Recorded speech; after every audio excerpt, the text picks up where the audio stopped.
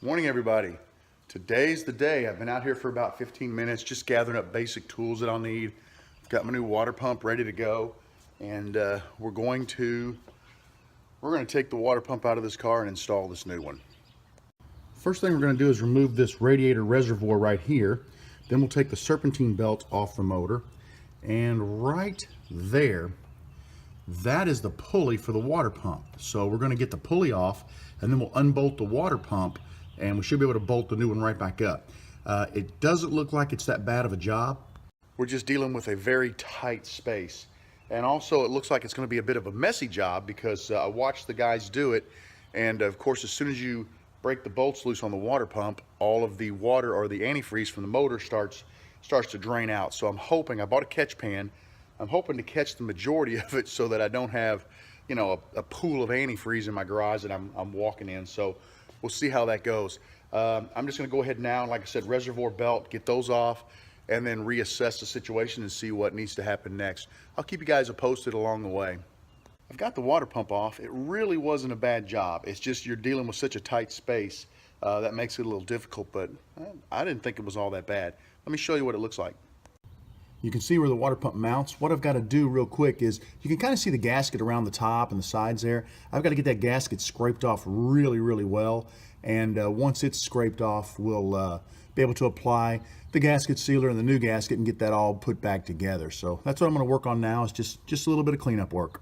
I've got the old gasket completely cleaned off of the motor. I tell you what, it took longer to clean that gasket off than it did to disassemble this whole thing. That just was a time-consuming job. Next up, I'm going to go ahead and I've got some gasket sealer, and I'm going to apply gasket sealer to the new water pump. I'll lay the gasket on there, line it up. There's some set pins on there. Well, actually they're on the motor, but I'll line it up with all the holes, and then I'll put a bead of gasket on the outside of it, and then we'll go ahead and get it reattached to the motor. Well, I got everything put back together, and I'm having a small issue with drawing water into the engine. The impeller is spinning air, so normally it would spin water and would push water through the engine into the bottom of the radiator, and then it pressurizes the radiator and it comes out the top of the radiator back into the top of the motor. There's nothing to push. So I lost a little over a gallon of antifreeze, and I've put a gallon and about a quarter back in it. My wife is going to get another gallon of antifreeze for me. The radiator is going down slowly, so I think what's happening is it's somewhat pressurizing up and it's putting a little bit of water back into the motor, but I need to keep putting water into the radiator until I can get the motor, you know, plenty of water in the motor. So I start it up, I run it a little bit, and I keep an eye on the temperature. When the temperature starts to get up about 260, 270, 280, somewhere in there, I'll shut it down, let it cool, and then I'm filling the radiator. I've got the overflow full so that it can pull some of that water back in, but I just got to get water into the motor. And I've got some, but not enough. And I think it's going to take, I think you're going to have some hot spots for a while. I think it's going to take a while to circulate through and get rid of any pockets of air that might be in there. So I'll keep you guys posted. I also learned something else. It was not the water pump that was bad. It's the power steering pump. It sure sounded like it was coming from the water pump. There was some vibration on the water pump.